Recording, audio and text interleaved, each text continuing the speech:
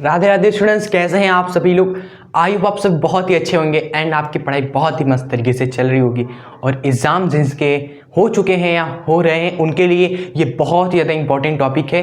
ये half yearly के लिए भी इंपॉर्टेंट है और ये आपका एनुअल एग्ज़ाम ईयरली में भी इंपॉर्टेंट है।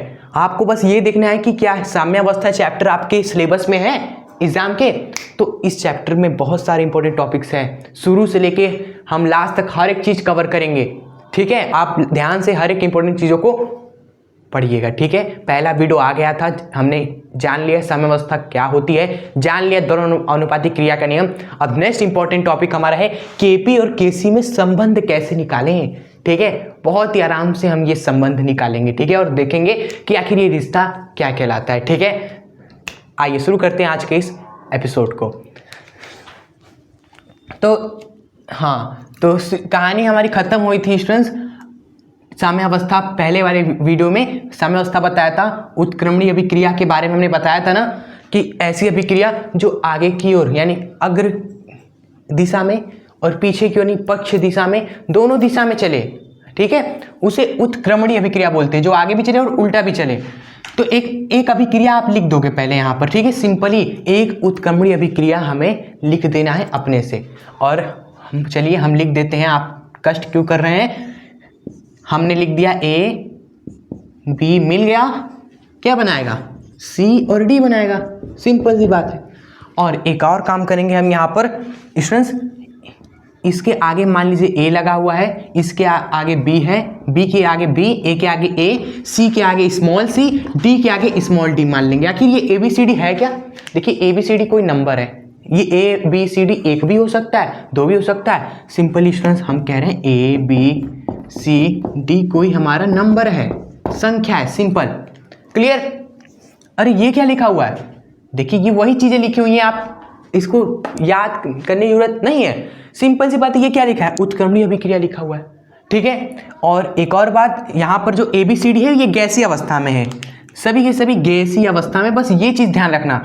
इस अभिक्रिया में जो ए बी सी डी है ये गैसीय अवस्था में, और अभिक्रिया कौन सी है स्टूडेंट्स, उत्क्रमणीय अभिक्रिया, जो स्टूडेंट्स आगे तो चली रही है और साथ ही साथ ये उल्टा भी चलेगी, यानी पीछे की ओर में भी चलेगी। ठीक है, तो बस लिख देंगे कि दिया गया हमारा एक उत्क्रमणीय अभिक्रिया है जिसमें ए बी सी डी हमारे गैसीय अवस्था में है, और भी अपने से बना कर लिख सकते हैं कि ए बी अभिकारक है, सिंपल सी बात है, ए बी अभिकारक ही है, और सी डी उत्पाद हमारा है। आप इस तरह से इंट्रोडक्शन में लिखना कुछ ना कुछ जरूरी है, डायरेक्ट आप संबंध नहीं निकाल देना। ठीक है, एक दो नंबर काट लेता है अगर आप बिना ये चीजें करोगे। ठीक है, ये सब ध्यान देना। तो भैया हमने इंट्रो लिख दिया और अभिक्रिया लिख दिया। अब स्टूडेंट्स हम क्या करेंगे, आप संबंध निकालेंगे इनके बीच में। ठीक है, आइए शुरू करते हैं। सबसे पहले आप क्या करोगे, केसी निकालोगे। केसी कैसे निकलता है, केसी कैसे निकलता है, जिस तरह केसी निकलता है ना उसी तरह केपी भी निकलता है। तो बस आपको एक चीज समझना है कि भैया दोनों में से एक भी आप अच्छे समझ गए ना तो फिर हो जाएगा, दूसरा भी निकाल लोगे। देखिए कैसे निकलता है, सी मतलब होता है स्टूडेंट्स, पहले सी से क्या मतलब हुआ, सी का मतलब हुआ, दिमाग में बैठाइए, जहां सी है मतलब सांद्रता, सांद्रता, सांद्रता, सी मतलब सांद्रता। ये चीज आप ध्यान रखिए, एग्जाम में भी सी देखेंगे सांद्रता याद आएगा। तो जब केसी लिखना हो ना तो आपको सांद्रता सबकी लिखनी होती है, ऊपर नीचे। ठीक है, ऊपर और नीचे क्या लिखना है, सांद्रता लिखना है। अब किसका सांद्रता लिखना है, ये चीज क्या है ये समझिए आप, ऊपर नीचे सांद्रता लिखना है। ठीक है, किसका लिखना है, देखिए ऊपर उत्पाद का सांद्रता लिखना है। ठीक है, यहां पर आप क्या लिखोगे, उत्पाद की सांद्रता लिखोगे। ठीक है, ये सब आप समझिए, अगर आप नहीं समझोगे ना तो आप इस चीज को कहीं ना कहीं रटने लगोगे फिर। ठीक है, और फिर कहोगे कि भूल गए 2 दिन बाद। अगर आप समझ जाएंगे तो आप देखना ये कितना आसान हो जाएगा आपके लिए डेरिवेशन। ठीक है, ऊपर उत्पाद का, नीचे अभिकारक का सांद्रता लिखना है, ये चीज ध्यान रखिए। ठीक है, ऐसे भी याद रख सकते हो कि आगे हमारा ये सब है उत्पाद, तो उत्पाद की सांद्रता, उसके पीछे हमारा ये सब है तो अभिकारक, उसकी सांद्रता नीचे आ जाएगी। ठीक है, तो उत्पाद हमारे कौन कौन है, सी है और डी है, तो यहां पर लिखोगे सी की सांद्रता, डी की सांद्रता।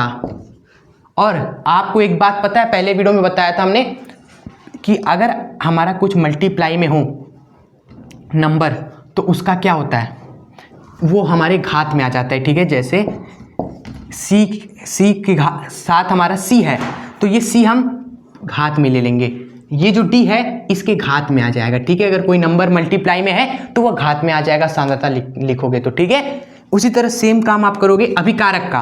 अभिकारक कौन है? ए है और बी है, ए और बी अभिकारक है स्टूडेंट्स। तो अभिकारक तो ए और बी है, उनकी सांद्रता लिखेंगे, ए की सांद्रता एंड बी की सांद्रता, एंड जो नंबर है मल्टीप्लाई में ए और बी वो क्या होगा आप बताइए? जी हाँ, उसको घात में लिख देना है, ए बी। तो स्टूडेंट्स के सी का काम हो गया, के सी आपका हो गया। अब आते हैं हम के पी पे, ठीक है। अब गेम स्टार्ट होगा, ठीक है। नाउ इस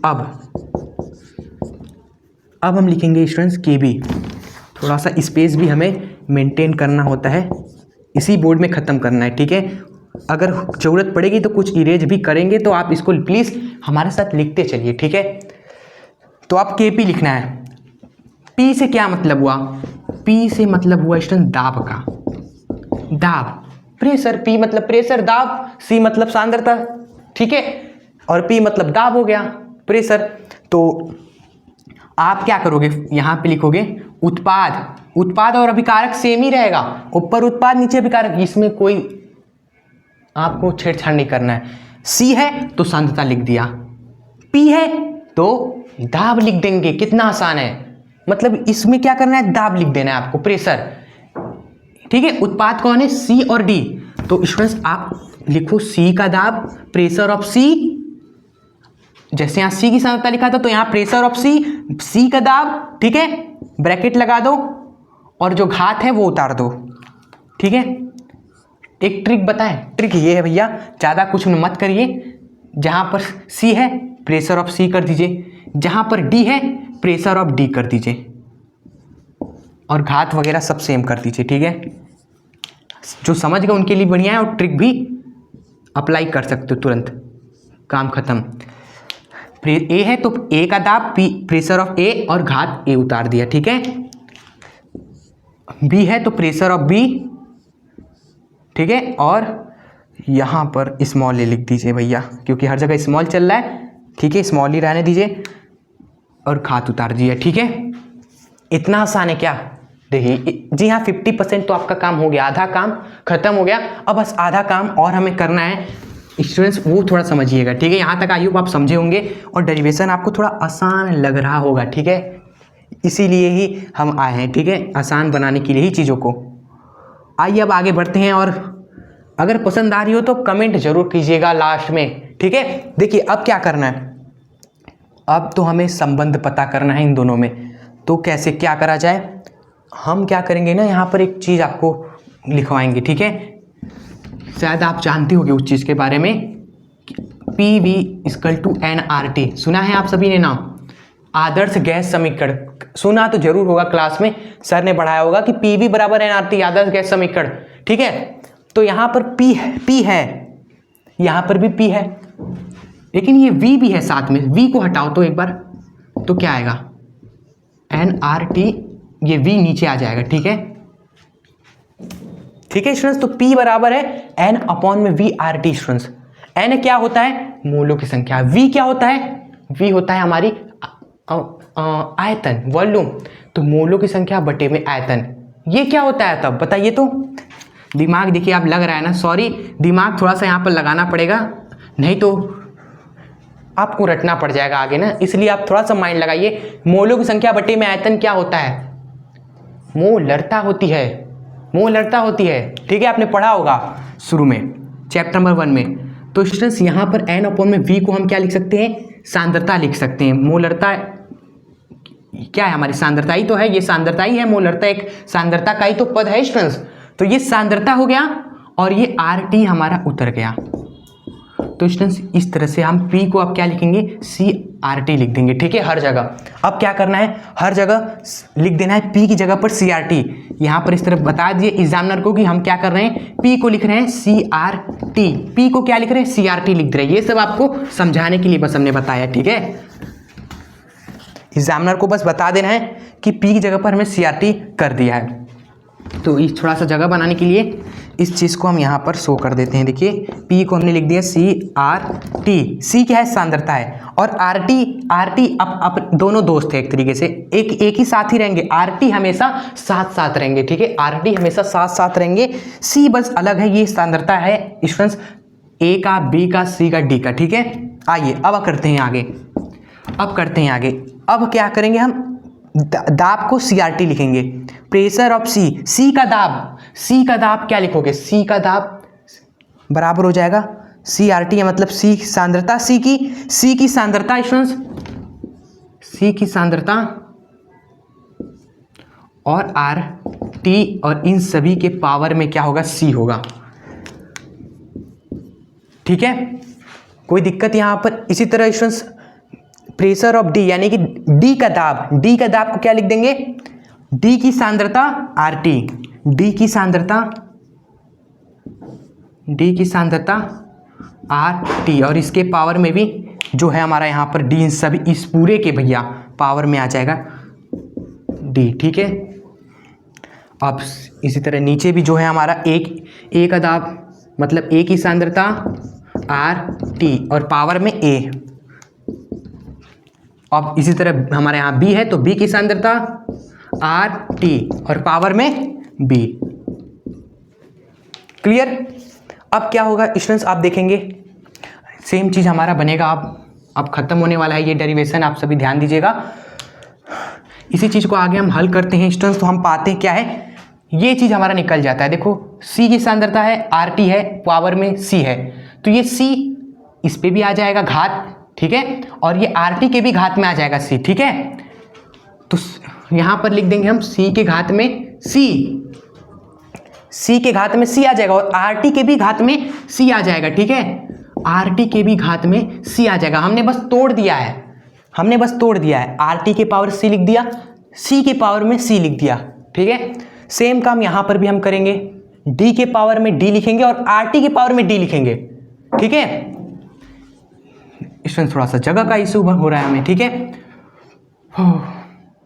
चलिए यहाँ पे देखिए D के पावर में D लिख दिया हमने, और RT के पावर में हमने D लिख दिया। अब इस पूरे के बट्टे में क्या लिखना है हमें?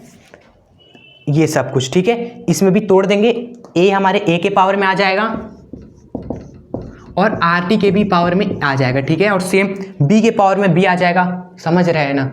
थोड़ा सा कॉम्प्लेक्स है, लेकिन थोड़ा सा रिवाइंड करके इस चीज़ को बस देख लीजिएगा। आधा काम हो गया, बस आधा काम यहीं पर थोड़ा सा माइंड रखा है। मैथ वाले स्टूडेंट्स समझ रहे होंगे, और बायोलॉजी वाले भी तो कभी मैथ लिए ही थे ना, 9th-10th में पढ़े ही होंगे, तो स्ट्रांग होगा आप सभी का भी। बस थोड़ा सा बस दिमाग लगाना है, तोड़ देना है भाई। घातों को दोनों तोड़ दीजिए, घातों को दोनों में तोड़ दीजिए, ठीक है। वही कर रहे हैं, B के पावर में B आ गया और RT के पावर में B आ गया, ठीक है, RT के पावर में B आ गया। पता नहीं दिख रहा होगा कि नहीं यहाँ पर बोर्ड, सो हम चलिए नीचे कर देते हैं। RT के पावर में B आ गया। इसको आप अच्छे से पहले नोट कर लीजिए स्टूडेंट्स, ठीक है। एक लाइन खींचिए, ऊपर ये लाइन से लिख दीजिए और ये लाइन से लिख लीजिए, ठीक है। एंड फिर उसके बाद देखेंगे हमारा, हम संबंध निकालने की कोशिश कर रहे हैं। सेम चीज़ हमारा दिख रहा है, C की पावर C, D की पावर D, C की पावर C, D की पावर D, ऊपर दिख रहा है। नीचे देखिए A की पावर A, B की पावर B, A की पावर A, B की पावर B। ये चीज़ दिख रहा है ना हमें, KP में ये चीज़ हमें दिख रहा है। KP हम लिख रहे हैं स्टूडेंट्स, देखिए KP हम लिख रहे हैं, और KP में हमें क्या दिख रहा है? KC दिख रहा है। KC का मान देखिए, ये हमने निकाला था मिलके, और KC हमें KP के मान में देखिए दिख रहा है, ठीक है। दिख रहा है कि नहीं? C की पावर C, D की पावर D, A की पावर A और B की पावर B, दिख रहा है कि नहीं? तो स्टूडेंट्स KP के अंदर KC छुपा हुआ है, हमने पकड़ लिया उसको माइंड लगा के, ठीक है, पकड़ लिया। तो स्टूडेंट्स हम एक चालाकी कर सकते हैं, हम चालाकी ये कर सकते हैं कि भैया जब KP के अंदर KC छुपा हुआ है, तो क्यों ना ये सब चीज को, ये जो KC, ये जो C, D, A और B, इनको हटाकर KC लिख दे, उनकी जगह KC लिख दे भाई। हाँ, कर सकते हैं ऐसा कि भैया C और D और A और B ये सब KC है, हमारे KC का मान है, तो इनको हटाकर हम KC ही लिख देते हैं। सिंपल, केसी का मान लिखोगे तो यही चीज आ जाएगा हमारा वापस से। तो इन चीज को हटाकर छोटा करके हमने केसी ही लिख दिया, और जो बचा है उनका क्या होगा, इनको तो भूल ही गए। ये आर टी देखिए, तो इसका क्या होगा, अरे बता रहे ना, ये आर टी है, यहाँ पर भी आर टी है, यहाँ पर भी आर टी है, यहाँ पर भी आर टी, इसका क्या होगा, इनका भी होगा, हम है ना। देखिए आर टी का क्या होगा, घातों को समेट देंगे हम सभी। कैलकुलेशंस वगैरह आपने किया होगा ना, 10 की घातों को समेटना, हमने कैलकुलेशंस की ट्रिक बताई थी। उसी तरह आर टी को मान लीजिए स्टूडेंट्स कि आप 10, आर टी को मान लीजिए 10, तो आपको एकदम आसान लगेगा। मान लीजिए आर टी हमारा 10 है, आर टी हमारा 10 है, तो 10 के घाते सी और 10 के घाते डी, गुणे में है ना, ऊपर पहले ऊपर को देखो, ऊपर देख रहे हैं, हाँ 10 के घाते सी और 10 के घाते डी, गुणे में है ना, तो घाते जुड़ जाएंगे, ऊपर तो घात जुड़ जाएगा, सी और डी जुड़ जाएंगे, ठीक है। नीचे नीचे क्या होगा, नीचे वाले को ऊपर लाते हैं हम सभी, कैलकुलेशंस वगैरह में किया होगा आप सभी ने, नीचे वाले को ऊपर लाते हैं तो उसकी घात माइनस में हो जाती है, ए ऊपर आएगा माइनस का ए हो जाएगा। यहां पर आर टी घाते बी है, ऊपर आएगा तो माइनस का बी हो जाएगा। तो option C plus D minus का ए और माइनस का बी, ये चीज हमारा होगा। और बाद में क्या करते हैं हम स्टूडेंट्स, के सी आर टी के पावर हम क्या लिख देते हैं, डेल्टा एन लिख देते हैं भैया, और छोटा कर देते हैं और बोल देते हैं, एग्जामिनर को बता देते हैं कि वो हमारा दिमाग ना खाए कि देखो आप इस चीज को लिख लीजिएगा साइड में स्टूडेंट्स। एग्जामिनर को बताना जरूरी है, हमें भले ही पता है लेकिन क्या सही एग्जामिनर को ना पता हो कि यहाँ पर हमने शॉर्टकट अप्लाई किया है, डेल्टा एन हमारा कुछ और नहीं बल्कि सी प्लस डी माइनस का ए और माइनस का बी है, ठीक है। फिनिश, ये डेरिवेशन आपका फिनिश हो गया स्टूडेंट्स। यही हमारा है केपी बराबर होता है के सी आर टी के पावर डेल्टा एन के, ये हो गया इन दोनों में संबंध, इति सिद्धम, ये संबंध सिद्ध करने को आता है 5 से 8 नंबर में। आई होप आप समझे होंगे। हमें पता है आप कहाँ से कंफ्यूज हुए होंगे, केपी का मान यहाँ तक चलो ठीक था, उसके बाद से यहाँ से आपको थोड़ा सा डाउट आया होगा कि यार इस चीज़ को ऐसे लिख दिया, यहाँ पर थोड़ा कुछ लोगों को आ सकता है, तो आप सभी थोड़ा सा उस पार्ट को दोबारा जरूर देख लीजिएगा। हमने कुछ नहीं किया है, हमने जो दाब होता है वह CRT के बराबर होता है, हमने आपको करवाया तो बताया क्यों दाब हमारा CRT के बराबर होता है। तो CRT वाला फॉर्मूला हमने लगाया है, सी की सांद्रता, सी का जो दाब है उसको लिख दिया सी की सांद्रता और आर टी, डी का जो दाब है उसको लिख दिया डी की सांद्रता आर टी। बाकी इन दोनों में भी वही किया, और जो घात हमारी थी उसको लगाते गए, फिर बाद में घातों को तोड़ दिया स्टूडेंट्स, तोड़ दिया तो थोड़ा सा हमें दिखा कि भाई सी डी ए बी ये सब तो केसी का ही मान है ना, जो दिख रहा है यहाँ पर केसी छुपा हुआ है, यहाँ पर हमने पकड़ा उसको और गायब करके छोटा कर दिया, ठीक है। फिर उसके बाद घातों को समेट लिया और समेटने का तरीका बताया कि भाई आर टी को 10 मान लो, फिर जैसे कैलकुलेशन में करते हो वैसे ही कर दीजिए, ठीक है, और कंप्लीट आपका डेरिवेशन। सो स्टूडेंट्स कैसी लगी आपको ये वीडियो, हमें नहीं पता कैसी लगी होगी आपको, कुछ लोगों को अच्छी, कुछ लोगों को बुरी, कुछ लोगों को समझ आया होगा। आप कमेंट करेंगे तो ही हमें पता चलेगा, आप कमेंट में जरूर बताएं आपको कैसी लगी वीडियो। अगर आपको नहीं समझ में आया तो कहाँ समझ में नहीं आया आप हमें ये भी बताइए, ठीक है। कोशिश करेंगे हम दोबारा उस चीज़ को बनाएं और वहाँ पर आपको और अच्छे से बताएं, ठीक है। और आप सभी एग्ज़ाम में मचा के आइएगा, और आपके एग्ज़ाम्स आ रहे हैं जस्ट इसी ही मंथ में है, ठीक है। और जिनका ईयरली एग्जाम अब में टाइम है तो आप लकी है, आप इस चीज़ को 2-3 बार प्रैक्टिस करिए, ठीक है। और हाँ, वीडियो अगर पसंद आए तो इसको लाइक करिए, अपने फ्रेंड्स के बीच में शेयर भी जरूर करिएगा। एंड जो जुड़े नहीं हैं हमारे चैनल से, आप हमारे फैमिली का एक पार्ट बनिए, दिल से सब्सक्राइब करके जुड़ना ना भूलें, ठीक है। एजुकेशन शस्त्र को मिलते हैं नेक्स्ट वीडियो में। जय हिंद, वंदे मातरम, राधे राधे सभी को। इसको नोट कर लीजिए आप सभी।